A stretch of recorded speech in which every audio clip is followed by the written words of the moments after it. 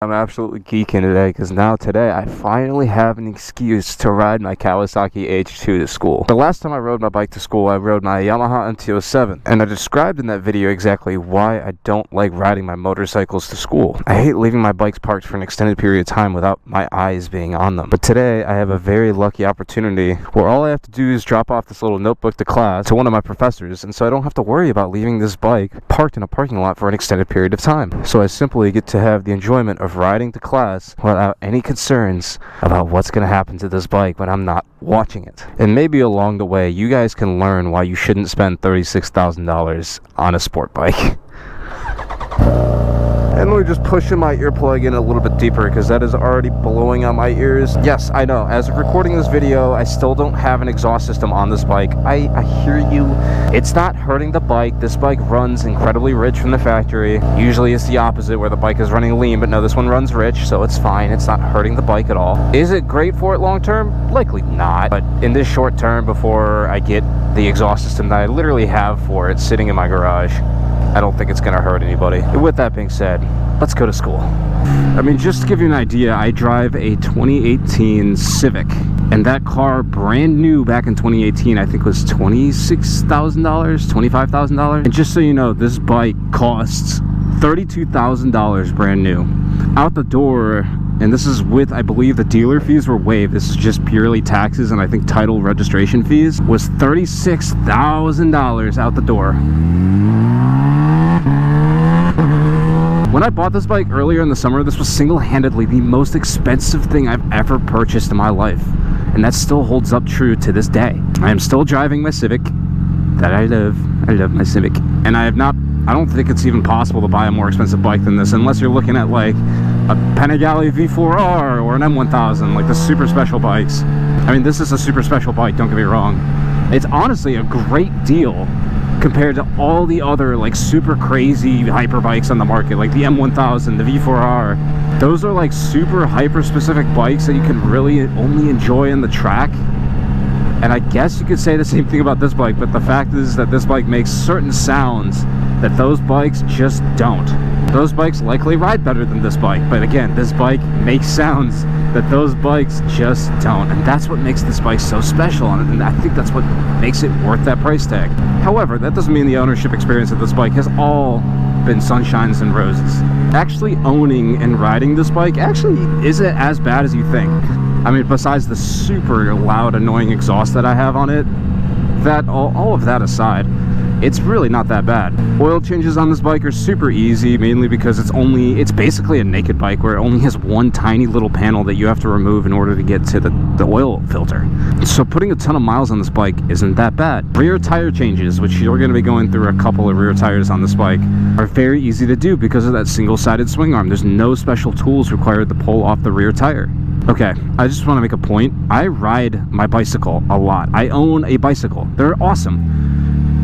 What I think is really stupid is this person is riding their bicycle in the road instead of that lovely paved sidewalk that's right there.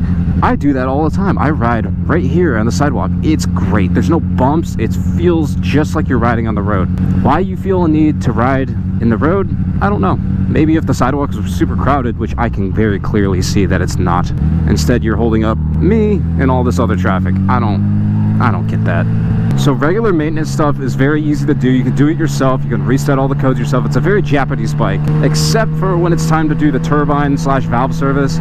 That can get very complicated very quickly because it's not like a regular bike. It has a forced induction system that you have to maneuver around whenever you're trying to check valves, and you also have to check the clearances on the supercharger.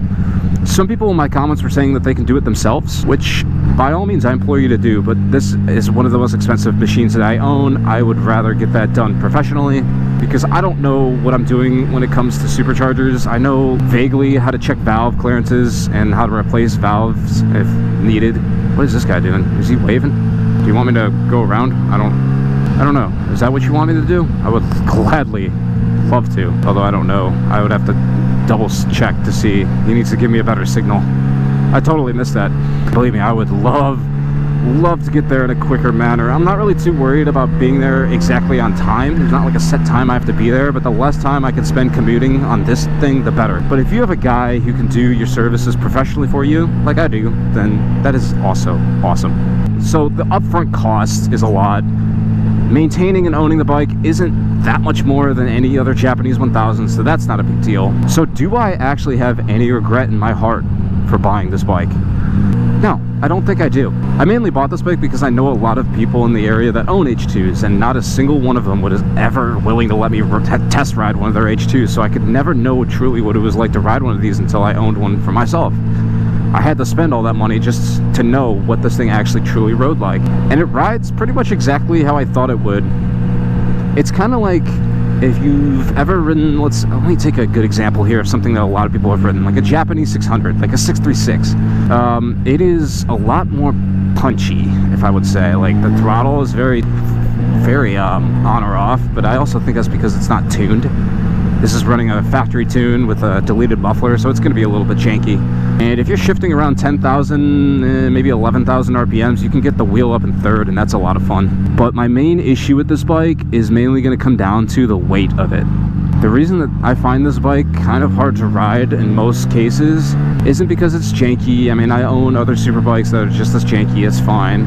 It's more just the weight of lumbering this thing around. You feel a little bit more at risk when dodging potholes or moving between cars because you're moving all this extra weight around. And it's great when there's no cars on the road and you're going really fast in a straight line because this bike doesn't have any winglets. And so that extra weight actually helps it be more stable. You can honestly notice the difference between a lighter superbike like my S1000 and the stability of this bike because of those extra 50, 60, 70 pounds. Extra weight is not always a bad thing if used in the right context. This bike wants to rip and go really fast, and so that extra weight can help. But if you're trying to do something more technical, like rip around a corner, then yeah, that you're going to notice that extra weight. It's not a big deal by any means. I mean, you could absolutely daily this bike. But because I have better options and things I would rather ride in certain situations rather than ride this bike, then I'm going to do that. Please don't go in front of me. Thank you. I'm a lot quicker than you are.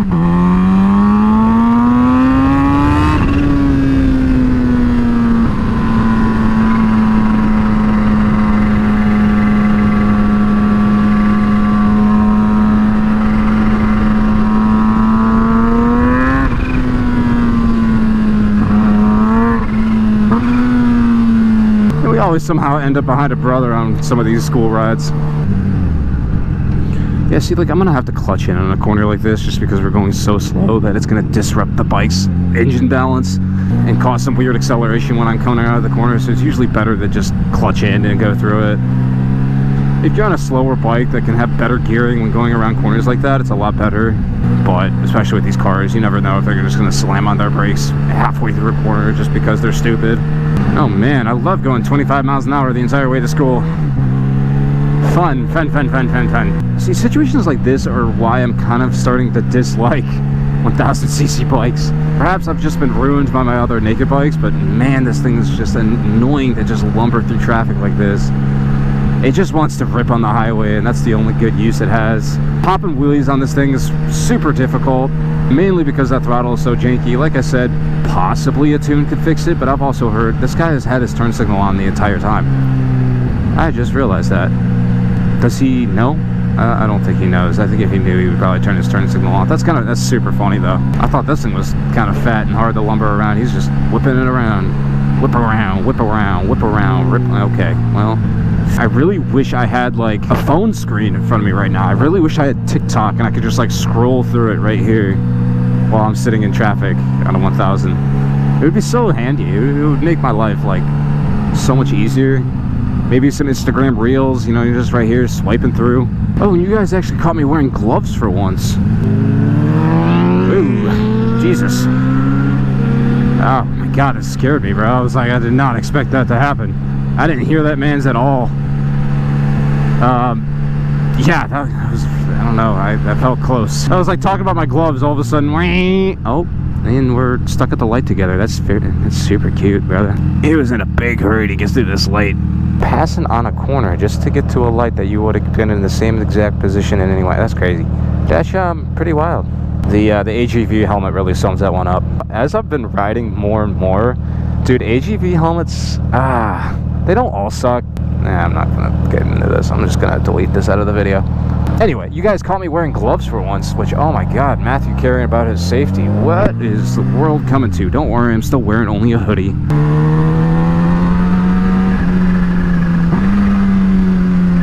See, that's why I don't speed. Ooh, wait your turn, Mrs. Jeep. That's why I don't speed through intersections, kids. There's always someone coming through. Try to be crazy. I'm gonna speed through this intersection though. I miss court. I miss going to the courthouse. It smells nice. Oh, I just realized that this plate isn't registered for the university, so oops, I don't have a parking pass on this bike. I probably should just park where I was last time. As much as I want to park closer to where I'm trying to go, I don't have a parking pass, and so I cannot get a parking ticket on this thing. Are you kidding me? Let alone towed or something like that? Oh my god, I'm not taking that risk. And I have a parking pass. It's just I don't take the time to register every single one of my motorcycles because I don't ride these bikes to school, and I'm not gonna spend even more time doing that. And would you look at that? Pretty much this exact same spot I had last time on my MT-07 down to a T. Alright boys, I'm probably going to cut the camera here. I'm just going to go run inside, drop this off real quick, and we will be right back. Alright boys, I just dropped off the notebook. That's all I really need to do today. Actually, that's a lie. I have like 2 labs due, and I'm kind of behind on one. I still have to finish it. Mom, if you're watching this, I'm so sorry. I promise you I'm keeping up. And please let the bike still be there. God, I was gone for literally 5 minutes. I'm like, there's no shot the bike is gone. It's like some dude's already got it loaded up on the back of his pickup truck, and it's like 10 miles down the road already. I'm like, okay, cool. Well, again, someone would be stealing this about 5 minutes away from literally a football throw away from the police station. Well, anyway, I wish I could say that was a ride to class, but that was a ride to school on my Kawasaki H2. If you guys enjoyed the video, make sure you guys leave a like, and make sure to leave a comment as well if you guys want to see more videos like this. You guys seem to enjoy the last one, so I thoroughly enjoy riding these bikes, and whatever excuse I have to ride them, if it's to make interesting content that you enjoy, well then, by all means. Anyway, I'm gonna go grab something to eat. I hope you guys have a good rest of your day, and I will see you guys in the next one. Bye-bye.